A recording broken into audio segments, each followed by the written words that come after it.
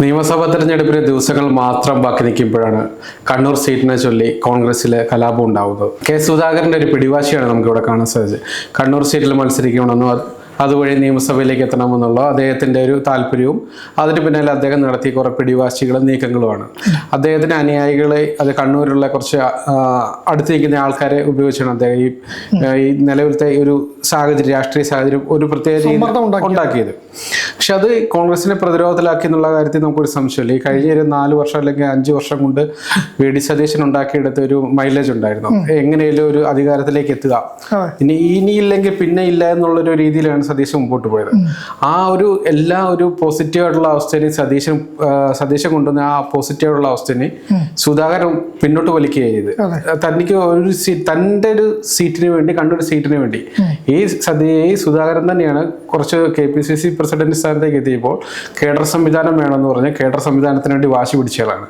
ആ വ്യക്തിയാണ് ഇപ്പോൾ ഒരു സീറ്റിന് വേണ്ടി കണ്ണൂർ സീറ്റിൽ നിന്ന് മത്സരിച്ച് നിയമസഭയിൽ എത്തണം, അതുവഴി തനിക്ക് ലക്ഷ്യം അതാണ്, മന്ത്രിസ്ഥാനമാണ്.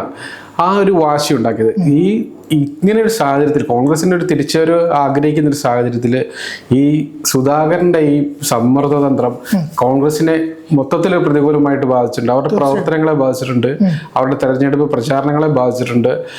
നമുക്കിവിടെ നേതാക്കളെ പോലും കിട്ടാത്തൊരവസ്ഥ ഉണ്ടായിരുന്നു. കാരണം ശരി, എല്ലാ നേതാക്കളും ഡൽഹിയിലാണ്. അതുപോലൊരു അവസ്ഥയിലേക്ക് എത്തിച്ച് സുധാകരനാണ്. ഈ സുധാകരന്റെ ഈ നീക്കാവസരം പാളിപ്പോകുന്നു വെച്ച് കഴിഞ്ഞാൽ സുധാകരന്റെ വിലപേശലെല്ലാം ഹൈക്കമാൻഡിന് മുന്നിലും നമ്മുടെ സതീശൻ ഉൾപ്പെടെയുള്ള നേതാക്കളുടെ മുന്നിൽ പരാജയപ്പെടുന്ന ഒരു സാഹചര്യം നമുക്ക് കാണാൻ സാധിക്കുന്നുണ്ട്. പക്ഷെ എത്രത്തോളമായിരുന്നു നമുക്ക് നോക്കി കാണാൻ പറ്റും ഈ സുധാകരനെ കളിച്ച് ഗെയിമിന്റെ ഒരു തീവ്രത കോൺഗ്രസിനെ ബാധിക്കാൻ പോകുന്നത്? തീർച്ചയായും അല്ല, കോൺഗ്രസിനെ സംബന്ധിച്ചിടത്തോളം ഇത് ഇനി അങ്ങോട്ട് ബാധിക്കുമെന്ന് വെച്ചാൽ അത് എനിക്ക് പോസിറ്റീവായിട്ട് തോന്നുന്നു. കോൺഗ്രസിന് പോസിറ്റീവായിട്ട് ഇത് വരും. കാരണം കോൺഗ്രസ് എല്ലാ കാലത്തും എങ്ങനെയാണ്, കോൺഗ്രസിന് വേറെ രീതിയിൽ നമുക്ക് കാണാൻ വേണ്ടി പറ്റില്ല.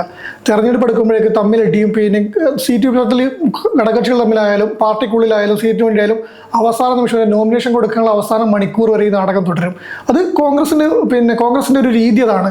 നേരെ മറിച്ച് LDF-ലാണെങ്കിൽ അത് അങ്ങനെയൊന്നും ഉണ്ടാവില്ല. LDF-ൽ തെരഞ്ഞെടുപ്പ് പ്രഖ്യാപിക്കുന്നവരെ എല്ലാം സ്മൂത്തായിരിക്കും. അത് അവർ പറഞ്ഞ പോലെ പാർട്ടിയുടെ കേഡർ സിസ്റ്റത്തിൽ അങ്ങ് പോകും. പക്ഷെ തെരഞ്ഞെടുപ്പ് പ്രഖ്യാപിച്ചാൽ അങ്ങോട്ടും ഇങ്ങോട്ടും ചില പൊട്ടലും ചീറ്റലും വരും. അതിന് വോട്ടിന് ബാധിക്കും. അത് LDF കാണുന്നത്. UDF-ലാണെങ്കിൽ നേരെ തിരിച്ചുണ്ടാവുന്നത്. പക്ഷേ പത്രിക കൊടുത്തു കഴിഞ്ഞാൽ കോൺഗ്രസ് അവർക്കതൊരു പോസിറ്റീവ് എടുക്കും. ഇപ്പം തന്നെ നമുക്ക് നോക്കാം, ഈ 2 ദിവസമായിട്ട് എന്തൊക്കെ നാടകങ്ങൾ നമ്മൾ കണ്ടു.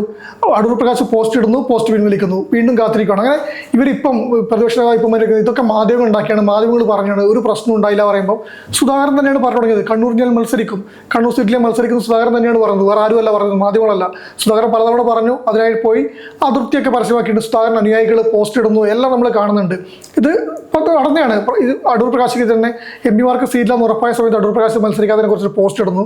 സുധാകരൻ സീറ്റ് ലഭിച്ചേക്കെന്ന് പറഞ്ഞപ്പോൾ ആ പോസ്റ്റ് പിൻവലിച്ച് കാത്തിരിക്കുന്നു.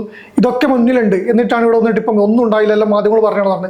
പക്ഷേ ഇപ്പോൾ നടക്കാൻ വേണ്ടി പോകുന്നത് സുധാകരൻ എന്തായാലും പാലം വലിക്കില്ല എന്ന് കാണാം. കാരണം സുധാകരൻ ഇനി പാലം വലിക്കാൻ സാധ്യതയില്ല. അത് അദ്ദേഹത്തിന് ഇപ്പം ലഭിച്ച ഉറപ്പാണെന്നാണ് നമുക്കറിയില്ല. ഹൈക്കമാൻഡ് KPCC പ്രസിഡന്റ് സ്ഥാനത്ത് മാറ്റുമ്പോൾ ലഭിച്ച ഉറപ്പ് നിയമസഭാ സീറ്റായിരുന്നു എന്നാണ് പറഞ്ഞത്. അത് പാലിക്കപ്പെട്ടില്ല. ഇപ്പം വീണ്ടും വന്നൊരു ഉറപ്പ് ലഭിച്ച് കൊടുത്തിട്ടുണ്ടാവും, ഇല്ലെങ്കിൽ ഇങ്ങനെ വരില്ലല്ലോ. പക്ഷെ സുധാകരനെ സംബന്ധിച്ചിടത്തോളം ഇത് നിയമസഭയ്ക്കുള്ള അദ്ദേഹത്തിന് ഒരു അവസാനത്തെ കച്ചിത്തുരുമ്പായിരുന്നു ഈ തെരഞ്ഞെടുപ്പ്. ഇപ്പോൾ ഈ മെയ്യിൽ 78 വയസ്സ് കഴിയാൻ പോകുന്ന നേതാവാണ് കെ സുധാകരൻ. 78. അടുത്ത ഈ തെരഞ്ഞെടുപ്പ് കഴിയുമ്പോഴേക്ക് 83 ആവും. അടുത്ത തെരഞ്ഞെടുപ്പിൽ ഒരു മുഖ്യമന്ത്രി സ്ഥാനാർത്ഥിക്കോ അല്ലെങ്കിൽ ഒരു മന്ത്രി സ്ഥാനത്തേക്കോ അദ്ദേഹത്തിന് ഇങ്ങനെ മസിൽ പിടിക്കാൻ വേണ്ടി അല്ലെങ്കിൽ ഇല്ല. ഇപ്പം തന്നെ ആരോഗ്യ പ്രശ്നങ്ങളെല്ലാം പറഞ്ഞിട്ടാണ് KPCC പ്രസിഡന്റ് തന്നെ മാറ്റിയത്. ഇത് അവസാനത്തെ ഒരു തെരഞ്ഞെടുപ്പായിരുന്നു. അവസാനത്തെ തെരഞ്ഞെടുപ്പ് രാഷ്ട്രീയമായിട്ട് ഒരു ആരോഗ്യത്തോടെ നേരിടാൻ വേണ്ടിയിട്ട്. കാരണം കണ്ണൂരിൽ സുധാകരൻ എപ്പോഴും താരതമ്യം ചെയ്യുന്നത് പിണറായിട്ടാണ്. സുധാകരനും പിണറായിയാണ് സമകാലീനരെന്നും അവർ തമ്മിലാണ് തുല്യശക്തികളെന്നും പറഞ്ഞു. നമുക്കറിയാം സുധാകരൻ അധികാരത്തിൽ വന്നപ്പോൾ ബ്രണ്ണൻകുളയിലെ പഴയ തല്ല് കേസും കാര്യങ്ങളൊക്കെ പറഞ്ഞു അവർ അങ്ങനെ ഒരു ഇമേജിലാണ് കൊണ്ടുപോകുന്നത്. ആ സുധാകരന് ഒരു നല്ല മന്ത്രി, നല്ലൊരു വകുപ്പ് ലഭിച്ചിട്ടില്ല. സംസ്ഥാനത്തിൽ മന്ത്രിയായിരുന്നെങ്കിൽ കൂടി നല്ലൊരു വകുപ്പ് ലഭിച്ചിട്ടില്ല. അപ്പോൾ മുഖ്യമന്ത്രി ആവണമെങ്കിൽ ഇതേ ടൈം മുഖ്യമന്ത്രി ആവില്ല സുധാകരനും അറിയാം. പക്ഷേ തെരഞ്ഞെടുപ്പിൽ ഇപ്പോൾ സീറ്റ് ലഭിച്ചു, UDF-ന് അധികാരം ഒരു ഭൂരിപക്ഷം ലഭിച്ചിരുന്നെങ്കിൽ മുഖ്യമന്ത്രി സ്ഥാനത്താണ് അദ്ദേഹം ഉന്നയിക്കും. മുഖ്യമന്ത്രി ആവില്ല, അവസാനം അത് ആഭ്യന്തര വകുപ്പിലേക്ക് ഒതുക്കും. ആഭ്യന്തരമന്ത്രി ആയിരുന്നു എന്നതിൽ അദ്ദേഹത്തിന് ഒരു സമാധാനത്തിൽ എത്തായിരുന്നു. ഇതിനുള്ള അവസരമായിട്ട് 83 വയസ്സിൽ ഇത് പറഞ്ഞിട്ട് ആഭ്യന്തരമന്ത്രി മുഖ്യമന്ത്രിയായിട്ട് വരാൻ വേണ്ടി പറ്റില്ല. ഇപ്പം തന്നെ നടക്കില്ല. അപ്പം പിന്നെ അന്നേരം ആലോചിക്കണ്ടല്ലോ. അതുകൊണ്ടാണ് സുധാകരൻ ഈ കളി കളിച്ചത്. യാതൊരു സംശയമില്ല. അതിനു വേണ്ടിയാണ്, അതിനുള്ളൊരു നീക്കാണ് അദ്ദേഹം നടത്തിയത്. ഇപ്പൊ ലിജിനി പറഞ്ഞ കാര്യം തന്നെ സുധാകരനുമായിട്ട് ബന്ധപ്പെട്ട് ഹൈക്കമാൻഡിനെയും സംസ്ഥാന നേതൃത്വത്തെ അറിയിച്ചിട്ടുണ്ടെന്ന് പറയുന്നുണ്ട്. തനിക്ക് ഇത്രയും വയസ്സായി, അടുത്ത തെരഞ്ഞെടുപ്പിൽ എത്രത്തോളം ബാല്യമുണ്ടെന്ന് എനിക്ക് വ്യക്തമാവില്ല. അപ്പൊ ഈ രാഷ്ട്രീയ അവസാന ഘട്ടത്തിലേക്ക് പോവുകയാണ്. അപ്പോഴത്തേക്കും തനിക്കൊരു നല്ലൊരു പദവിയുടെ അർഹിക്കുന്ന നേതാവാണെന്നതിൽ സംശയമൊന്നുമില്ല. പക്ഷെ അറിയിക്കുന്ന നേതാവാണെന്ന് പറയുമ്പോഴും അത്രയും മുതിർന്ന നേതാവാണ്, ഒരു വിമത നീക്കമാണ് സുധാകരൻ നടത്തിയത്. അതാണ് പ്രശ്നം. ഈ സുധാകരൻ അർഹതയെ കുറിച്ചോ അല്ലെങ്കിൽ സുധാകരൻ ഈ പറഞ്ഞ സതീശനേക്കാൾ ഒരു ക്രൗഡ് പുള്ളറായിട്ട് നമുക്ക് ഇപ്പം കാണാൻ പറ്റുന്ന നേതാവ് സുധാകരൻ തന്നെയായിരുന്നു. ഈ കേസിനെ സുധാകരനെ വിളിക്കൂ രക്ഷിക്കൂ എന്ന് പറഞ്ഞിട്ടാണ് കഴിഞ്ഞ തെരഞ്ഞെടുപ്പിന് ശേഷം സുധാകരനെ അധ്യക്ഷ കൊണ്ടുവന്നത്. അതിനുശേഷം ഉണ്ടായതൊക്കെ അദ്ദേഹം ഇതൊന്നല്ല, ഈ പുതുപ്പള്ളി തെരഞ്ഞെടുപ്പ് ഏത് തെരഞ്ഞെടുപ്പ് ആയിക്കോട്ടെ, ഏത് സമയത്തായിക്കോട്ടെ, ജിബി നേരത്തെ പോലെ സതീശനോട് മൈലേജായി കൊണ്ടുവന്നാൽ ഒരൊറ്റ പ്രസ് കോൺഫറൻസ് അല്ലെങ്കിൽ ഒറ്റ പ്രതികരണത്തിൽ അതിൻ്റെ മെല്ലാം കളയുന്ന പരിപാടിയാണ് എടുത്തത്. ഒരു പിണറായിനെ വിളിച്ച് നമുക്ക് പിന്നെ തുടൽ പൊട്ടിച്ചോടി, അങ്ങനെ പല പല പ്രസ്താവനകൾ അദ്ദേഹം തുറന്ന് പറഞ്ഞ എല്ലാ പ്രസ്താവനകളും വിവാദത്തിലായിട്ടുണ്ട്. കണ്ണൂർ സിംഹമാണ്, കണ്ണൂരിൽ ഗർജിച്ചിരുന്നു, പഴയ കാലത്ത് എല്ലാം ശരിയായിരുന്നു പറഞ്ഞാൽ. പക്ഷേ ഇപ്പോൾ ആ ഗർജനെല്ലാം വെറും മുരളൽ മാത്രമാണ്. ആ മുരണ്ടതൊക്കെ പാർട്ടിക്ക് തന്നെ തിരിച്ചടിയായിട്ടുണ്ട്. ആ നീക്കത്തിൽ ഏറ്റവും ഒടുക്കൽ നീക്കാണ് ഈ വിമതയ്ക്ക് വന്നത്. അദ്ദേഹം എല്ലാ തെരഞ്ഞെടുപ്പിലും പാർട്ടി പ്രതിരോധത്തിലാക്കിയിട്ടേ ഉള്ളൂ. നമുക്കറിയാം ഇവർ തമ്മിലുള്ള പ്രശ്നങ്ങൾ വന്നൊക്കെ പലപ്പോഴും അങ്ങനെയാണ് വന്നത്. അതെല്ലാം കഴിഞ്ഞിട്ടാണ് ഇപ്പോൾ ഈ സ്ഥാനത്ത് വന്നത്. ഇത് നേരത്തെ അദ്ദേഹത്തിന് ഒന്നുകിൽ സതീശനെ കൺവിൻസ് ചെയ്യായിരുന്നു, അല്ലെങ്കിൽ നേതൃത്വത്തെ കൺവിൻസ് ചെയ്യാമായിരുന്നു. ആ കൺവിൻസ് ചെയ്തിട്ട് സീറ്റ് ഉറപ്പിച്ചിട്ട് പറഞ്ഞൊരു മന്ത്രി, ആഭ്യന്തരം അല്ലെങ്കിൽ പോട്ടെ നല്ലൊരു വകുപ്പുമായിട്ട് അദ്ദേഹത്തെ മന്ത്രിയായിട്ട് നിൽക്കായിരുന്നു. ഇത് നേരത്തെ തന്നെ അത് ഞാൻ കഴിഞ്ഞ ദിവസം പറഞ്ഞ പോലെ തന്നെയാണ്. MP സ്ഥാനത്തേക്ക് മത്സരിക്കാതിരുന്നാൽ മതിയായിരുന്നു, പാർലമെന്റിലേക്ക് മത്സരിക്കാതെ വേറെ സീറ്റ് കൊടുത്തിട്ട് അയാൾക്ക് വെയിറ്റ് ചെയ്യായിരുന്നു. ഈ പറഞ്ഞ സ്ഥലത്ത് അപ്പോഴാണ് അധ്യക്ഷനായിരുന്നു, അധ്യക്ഷൻ അതിനുശേഷം മാറ്റിയത് ഈ ഉറപ്പ് ലഭിച്ചെന്നൊക്കെ പറയുന്നത്. ഉറപ്പ് ലഭിച്ചിട്ടുണ്ടെങ്കിൽ കോൺഗ്രസ് വരുത്തിയ ഒരു അദ്ദേഹത്തോട് ചെയ്ത വാക്ക് പാലിക്കാത്തൊരു പ്രശ്നമാണ്, അത് വേറെയാണ്. പക്ഷെ അയാൾക്ക് ഇപ്പോൾ ആകെയുള്ള വഴി ഇതെങ്ങനെയും പിടിച്ചിട്ട് മന്ത്രിസഭയിലേക്ക് എത്തണം, അല്ലെങ്കിൽ MLA ആവണം, നിയമസഭയിലേക്ക് എത്തണം. അതിനുവേണ്ടി കളിച്ച കളിയാണ്. അതിനുവേണ്ടി കളിച്ച കളി പറഞ്ഞാൽ പാർട്ടി അങ്ങേയറ്റം പ്രതിരോധത്തിലാക്കിക്കണം. അദ്ദേഹം മറ്റു പാർട്ടിയുമായിട്ട് നേരത്തെ I will go with BJP എന്ന് പറഞ്ഞ നേതാവാണ്. അത് ശാഖക്ക് കാവൽ നിന്ന കഥ പറഞ്ഞ നേതാവാണ്. അദ്ദേഹത്തിന് അത് എന്തും പറയുന്നൊരു നേതാവാണ്. അദ്ദേഹം ചെയ്യുന്നതും ആ രീതിയിലാണ്. അപ്പോൾ അദ്ദേഹം ഇപ്പോൾ ഇനി BJPയിലേക്ക് പോകുന്ന ആശങ്കയിലോടാണ് രണ്ടാമത്തെ ചർച്ച നടത്തിയെന്ന് അറിയില്ല. ഒടുവിൽ AK ആന്റണിയെ പോലെ നേതാക്കൾ വീണ്ടും വന്നിട്ട് AK ആന്റണി ഏതാ നോക്കണം, സ്വന്തം മോനെ BJPയിലേക്ക് വന്ന് തടയാൻ പറ്റാത്ത AK ആന്റണി വന്നിട്ടാണ് ഇപ്പോൾ സുധാകരൻ തടഞ്ഞിരുന്നത്. ആ അവസ്ഥയിലേക്ക് എത്തിയിട്ടുണ്ട്. വിളിച്ചിട്ട് ഗുഡ് ബൈ പറഞ്ഞൊരു റിപ്പോർട്ട് കാണും. അതെ, KCAയും ചെന്നിത്തലയും അതൊക്കെ മാധ്യമ റിപ്പോർട്ടുകൾ മാത്രമേ നമുക്ക് പറയാൻ വേണ്ടി പറ്റില്ല. അത് പക്ഷേ ഈ നമ്മൾ KCAയെ വിളിച്ച് ഗുഡ് ബൈ പറഞ്ഞെന്ന് പറയുമ്പോൾ തന്നെ KCA ആയിട്ട് സമ്പർക്കം പുലർത്തുന്നുണ്ട് സുധാകരൻ. അതുപോലെ രമേശ് ചെന്നിത്തല തുടർച്ചയായിട്ട് ചെന്ന് സംസാരിക്കുന്നുണ്ട്. ചെന്നിത്തലയാണ് ഈ കാര്യത്തിൽ കൂടുതലും സുധാകരൻ സംസാരിക്കുന്നത്. അപ്പോൾ ഇവിടെ ഒരു വേറൊരു കാര്യം എന്ന് പറഞ്ഞു കഴിഞ്ഞാൽ അവിടെ ഈ സതീശന് ഒറ്റപ്പെടുന്ന ഒരു സാഹചര്യം ഉണ്ടാവുന്നുണ്ട്. അതിൽ വേറെ കാണാം, ആ പോസ്റ്റ് ഇട്ട സമയത്ത് കണ്ണൂരിന്റെ വികാരം വെച്ച പോസ്റ്റ് ഇട്ട സമയത്ത് March 13 സതീശൻ എന്ന് പറയുന്നത് എന്താ, അത് അങ്ങനെ ഒരു ഫേസ്ബുക്കിൽ തന്നെ സുധാകരൻ അറിയില്ല, സുധാകരൻ ഇട്ട പോസ്റ്റിലാണ്. തൊട്ടടുത്ത നിമിഷം പറഞ്ഞില്ലേ എന്നെ വിളിച്ചിട്ടില്ല ആക്കില്ലാന്ന്. അവിടെ കമ്മ്യൂണിക്കേഷൻ നമുക്ക് സതീശന്റെ ഒരു രീതി അറിയാം. സതീശൻ പറഞ്ഞതൊന്ന് പറഞ്ഞൊരു 5 മിനിറ്റുള്ള ആ വാദം പൊളിയുന്ന ഒരു രീതിയുണ്ട്. നേരത്തെ ഒക്കെ കുറച്ച് ടൈം എടുത്തിട്ടാണെങ്കിൽ അദ്ദേഹത്തിന്റെ വാദങ്ങൾ പൊളിച്ചെങ്കിൽ ഇപ്പം 5 മിനിറ്റിൽ പറയും. ആലുവ ഗസ്റ്റ് ഹൗസിൽ മറ്റേ കൂടിക്കാഴ്ച PJS കൂടിക്കാഴ്ച നടത്തിയിട്ട് LDFിലെല്ലാം UDFിലെ എല്ലാ സീറ്റ് വിതരണം പൂർത്തിയായി, എല്ലാം ഓക്കെ ആണെന്ന് പറഞ്ഞിട്ട് എല്ലാം കഴിഞ്ഞു എന്ന് പറഞ്ഞിട്ട് സതീശൻ ഇറങ്ങുന്നു. തൊട്ടു പിന്നാലെ വരുന്ന PJS പറഞ്ഞ് തീരുമാനമൊന്നും ആയിട്ടില്ല, 2 ദിവസം എന്തായാലും തീരുമാനം എടുക്കുന്നു. ഇയാൾ എന്തിനാ ഇദ്ദേഹം ഈ പ്രസ്താവനകൾ ഇങ്ങനെ പറയുന്നതെന്ന് അറിയില്ല. അങ്ങനെ പറഞ്ഞ സുധാകരനെ വേദനിപ്പിക്കുന്നുണ്ട്, സുധാകരൻ പ്രശ്നം ഉണ്ടാവും. അതുകൊണ്ടായിരിക്കും സുധാകരൻ ഒന്ന് കടന്നു കളിച്ചത്. ഈ സുധാകരൻ പ്രതീക്ഷിച്ച ഗെയിമില് സുധാകരന് പ്രതീക്ഷിച്ച പിന്തുണ കിട്ടിയിട്ടില്ല. കാരണം സുധാകരൻ ഈ കണ്ണൂരിലുള്ള ലിജിനി ഇപ്പൊ പറഞ്ഞ കണ്ണൂരിൽ നിന്നുള്ള അദ്ദേഹത്തിനെ സപ്പോർട്ട് ചെയ്യുന്നവരുടെ അദ്ദേഹത്തിന് കൂടെയുള്ള കുറച്ച് അനുഭവങ്ങളുടെ പിന്തുണ കിട്ടിയിട്ടുള്ളൂ. അല്ലാതെ കേരളത്തിൽ നിന്ന് മൊത്തത്തിലുള്ള ഒരു സപ്പോർട്ട് അദ്ദേഹത്തിന് കിട്ടിയിട്ടില്ല. സോഷ്യൽ മീഡിയ പോലും കിട്ടിയിട്ടില്ല. പിന്നെ സോഷ്യൽ മീഡിയ അദ്ദേഹത്തെ അനുകൂലിക്കുന്ന കുറച്ച് ആൾക്കാർ കുറെ പോസ്റ്റ് ഇട്ടൊന്നും അല്ലാതെ ഒരു നേതാക്കന്മാരും ഇതിൻ്റെ അകത്ത് ഒരു പിന്തുണ പറഞ്ഞിട്ടില്ല. ഇപ്പൊ പിന്തുണ പ്രഖ്യാപിക്കുക മാത്രമല്ല, അതുപോലെ തന്നെ സതീശനായിക്കോട്ടെ, ചെന്നിത്തല ആയിക്കോട്ടെ, KC വേണുഗോപാൽ ആയിക്കോട്ടെ, ഇവരൊന്നും ഇക്കാര്യത്തിൽ സുധാകരനെ സപ്പോർട്ട് ചെയ്യുന്ന രീതിയിലൊന്നും പറഞ്ഞിട്ടില്ല. അവര് ഹൈക്കമാൻഡിന്റെ തീരുമാനം അല്ലെങ്കിൽ MP-മാർ മത്സരിക്കേണ്ട എന്ന സ്റ്റാൻഡിൽ തന്നെ നിന്നാണ് സംസാരിച്ചത്. പക്ഷെ ഈ മറുവശത്ത് നമ്മൾ കാണുമ്പോൾ കണ്ട ഒരു കാര്യമുണ്ട്, ഇവിടുത്തെ VD സതീശന്റെ കാര്യമുണ്ട്. VD സതീശനാണ് ഇതിന്റെ അകത്തുള്ള ഒരു പ്രശ്നക്കാരൻ എന്നുള്ള രീതിയിലാണ് പോകുന്നത്. കാരണം വെച്ച് കഴിഞ്ഞാൽ സുധാകരന് സീറ്റ് കൊടുക്കേണ്ട എന്നുള്ള രീതിയിൽ, അല്ലെങ്കിൽ ഹൈക്കമാൻഡിന്റെ മുൻ നിലപാട് MP-മാർ മത്സരിക്കേണ്ട ആ നിലപാടിൽ തന്നെ നിൽക്കണമെന്ന് സതീശനാണ് ഹൈക്കമാൻഡിൽ സ്റ്റാൻഡ് ക്ലിയർ ആക്കി പറഞ്ഞതെന്നും അതുവഴിയാണ് സുധാകരന് മത്സരിക്കാനുള്ള സാധ്യത അടയുന്നതെന്നും ഒരുപാട് ചിത്രമുണ്ട്. അപ്പോഴൊരു കാര്യം എന്ന് പറഞ്ഞാല് ഈ മറുവശത്ത് ഈ സുധാകരനുമായിട്ട് ചെന്നിത്തലയും KC വേണുഗോപാലും കുറച്ചുകൂടെ അടുക്കുകയാണ് ഉണ്ടാവുക. ഈ സൈഡില് സതീശൻ ഒറ്റപ്പെടുകയാണ്. ഇപ്പൊ എങ്ങനെയെങ്കിലും അധികാരം കിട്ടി ഒരു സർക്കാർ രൂപീകരണത്തിലോട്ട് എത്തിക്കഴിഞ്ഞാല് ചെന്നിത്തല പിന്തുണയ്ക്കാൻ ഇവിടെ സുധാകരൻ ഉണ്ടാവും. സതീശന്റെ കാര്യത്തിൽ പിന്തുണ കുറയുകയും ചെയ്യുന്ന ഒരു അല്ല, സാഹചര്യം. അതിപ്പോ അവര് പ്രതിപക്ഷ നേതാവും പിന്നെ KPCC പ്രസിഡന്റ് ആയിരുന്ന സമയത്ത് നമ്മൾ നേരത്തെ പറഞ്ഞല്ലോ, അവർ യാതൊരു ഐക്യം ഉണ്ടായിരുന്നില്ല. അദ്ദേഹത്തിന്റെ പ്രതിപക്ഷ സ്ഥാനം KPCC പ്രസിഡന്റ് സ്ഥാനം പോകാനുള്ള ഒരു കാരണം ഇതായിട്ട് തന്നെയാണ് വിലയിരുത്തപ്പെടുന്നത്. കാരണം ഈ സതീശൻ തന്റെ വഴി ക്ലിയർ ആയി കൊണ്ടുവരികയാണ്, മുഖ്യമന്ത്രി കാസറ്റിലേക്കുള്ള വഴി ക്ലിയർ. അയാൾ എന്തൊക്കെ രീതിയിൽ ലജിൻ പറയുന്നത് കാര്യമുണ്ട്. അപ്പം ഈ ക്ലിയർ ആയിട്ട് കൊണ്ടുവരുന്നത് പറഞ്ഞത് അതായത് സതീശന്റെ ഒരു കാര്യം എന്ന് പറഞ്ഞു കഴിഞ്ഞാൽ സതീശൻ ഒരു കോൺഗ്രസിന്റേതായ രീതിയിൽ മുമ്പോട്ട് പോവുകയും സുധാകരൻ എന്ന് പറഞ്ഞു കഴിഞ്ഞാൽ ഒരു കോൺഗ്രസിന്റേതായ രീതികൾ ഫോളോ ചെയ്യുന്നില്ലാത്തൊരു വ്യക്തിയാണ്. കോൺഗ്രസിന്റെ രീതികൾ എന്ന് പറയുമ്പോൾ അതെങ്ങനെയാണ് ഇപ്പോൾ നമുക്ക് കോൺഗ്രസിന്റെ രീതി അടക്കം പറ്റുന്നത്? സതീശന്റെ കോൺഗ്രസിന്റെ രീതി ഞാൻ ഒട്ടും മുമ്പ് പറഞ്ഞത്, ഈ അദ്ദേഹത്തിന്റെ പേരിൽ ഇപ്പോൾ നടക്കുന്ന പിന്നെ ഒരു ഫേസ്ബുക്ക് പേജുകൾ നടക്കുന്നതും പ്രചരണം നടക്കുന്നതും ഇപ്പൊ CPI അവരുടെ മണ്ഡലത്തിൽ വരുത്തുന്ന സാധനങ്ങളും നുണകൾ ജയിക്കും നുണകൾ തോൽക്കും മാഷ് ജയിക്കും എന്നൊക്കെ പറഞ്ഞത്, അദ്ദേഹം ഒരു കോൺഗ്രസിന്റെ നേതാവിന്റെ ഒരു പറഞ്ഞാൽ അദ്ദേഹം പ്രതിപക്ഷ നേതാവ് സ്ഥാനത്ത് അദ്ദേഹം പെർഫോം ചെയ്യുന്നുണ്ട്, അദ്ദേഹത്തിന്റെ രീതിയിൽ പെർഫോം ചെയ്യുന്നുണ്ട്. അത് കോൺഗ്രസിന്റെ രീതിയിൽ എന്ന് പറയാൻ വേണ്ടി പറ്റില്ല. കോൺഗ്രസിന്റെ ഇപ്പം അദ്ദേഹത്തിന് അണികളെ കൂട്ടാൻ ശ്രമം ശ്രമിക്കുന്നുണ്ട്. ഇത് പിന്നെ സതീശന്റെ ഒരു രീതി, മാധ്യമങ്ങളെ കൈകാര്യം ചെയ്യുന്നതാവട്ടെ മറ്റു വിഷയത്തിനെ കൈകാര്യം ചെയ്യുന്നതാവട്ടെ ഒരു ധാർഷ്ട്യത്തിന്റെ രീതിയിലേക്ക് പോകുന്നു, ഒരു പരിഹാസ ചിരിയിലേക്ക് പോകുന്നു. അത് അദ്ദേഹത്തിന്റെ രീതിയിൽ അദ്ദേഹം പോവാണ്. സുധാകരൻ ചെയ്തതിന്റെ വേറൊരു പതിപ്പായിട്ട് കൊണ്ടുവരണേ, അല്ലെങ്കിൽ പിണറായി ചെയ്തതിന്റെ വേറൊരു പതിപ്പായിട്ട് ആവാൻ വേണ്ടി ശ്രമിക്കുകയാണ്. അത് കോൺഗ്രസിന്റെ രീതി എന്ന് പറയാൻ വേണ്ടി പറ്റില്ല. പക്ഷെ കോൺഗ്രസിന്റെ രീതി നമുക്ക് ഇപ്പഴും പറയുകയാണെങ്കിൽ സുധാകരൻ അതല്ലേ അല്ല, അത് അതിന്റെ പോയിന്റാണ്. പക്ഷേ സുധാകരന്റെ കേസിൽ പറഞ്ഞാൽ സുധാകരൻ അവിടെ കണ്ണൂരിൽ ഉണ്ടാക്കിയതും ഈ കൊണ്ടുവന്നൊരു ഇമേജ് ഒക്കെ ഉണ്ടാക്കി വന്നിട്ട് ഈ പറഞ്ഞ പോലെ അദ്ദേഹത്തിന് ആ ഒറ്റതേ ഉള്ളൂ, ഒരു പദവി ലഭിച്ചു പോകണം. ആ പദവി അദ്ദേഹത്തിന് ലഭിക്കുന്നില്ല. പക്ഷെ അതിന് ഈ പറഞ്ഞ പോലെ സതീശൻ ഉൾപ്പെടെയുള്ള ആൾക്കാർക്ക് സുധാകരൻ്റെ ഒരു നീക്കുപോക്കിൽ അത്ര നേരത്തെ ധാരണ ഉണ്ടായിരുന്നു. പക്ഷെ സുധാകരന്റെ പ്രശ്നം അറിയോ, സുധാകരൻ സമ്മർദ്ദ തന്ത്രം കൊണ്ട് ജയിക്കാൻ വേണ്ടി അല്ലെങ്കിൽ പിടിക്കാൻ വേണ്ടി കരുതിയാണ്. അത് പാളി.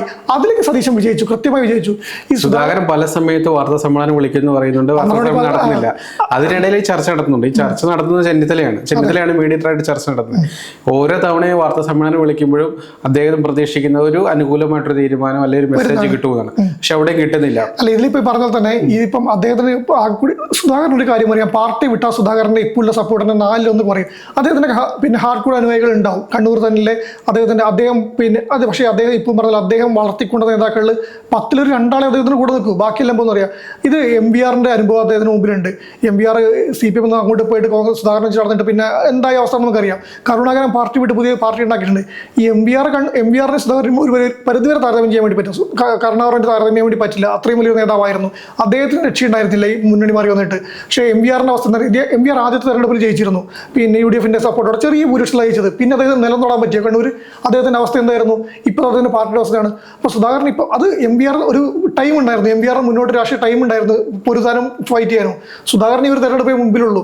ആ സമയത്ത് BJPയിലേക്ക് ഇവിടെ പോയി കരുതിക്കോ, BJP പോട്ടെ എന്ന് കരുതും, ചിലപ്പോൾ 1-2 സീറ്റ് ബാധിക്കും. അടുത്ത തെരഞ്ഞെടുപ്പിൽ BJPയുടെ അധികാരം പിടിക്കാൻ വേണ്ടി പോകും. BJPക്ക് എന്തെങ്കിലും ചെയ്യാൻ വേണ്ടി പറ്റുമോ? സുധാകരൻ അവിടെ കഴിഞ്ഞില്ലേ, പിന്നെ കേന്ദ്രത്തിൽ വല്ലതും കിട്ടണം. പക്ഷേ ആ കേന്ദ്രത്തിലെ പദവിയിൽ ചിലപ്പോൾ ലഭിച്ചേക്കാം. അങ്ങനെ പോയി കഴിഞ്ഞാൽ സുധാകരനെ പോലെ കേന്ദ്ര പദവി എടുത്തോ. പക്ഷെ അതും അത്രയും വരുന്നില്ല. പക്ഷേ ഇത്രയും നാൾ ഉണ്ടാക്കിയ കണ്ണൂരിലുണ്ടാക്കിയ കണ്ണൂർ സിംഹം അല്ലെങ്കിൽ കോൺഗ്രസിന്റെ കേസ് എന്ന് പറഞ്ഞുണ്ടാക്കിയ അത് മൊത്തം പോവുകയാണ്.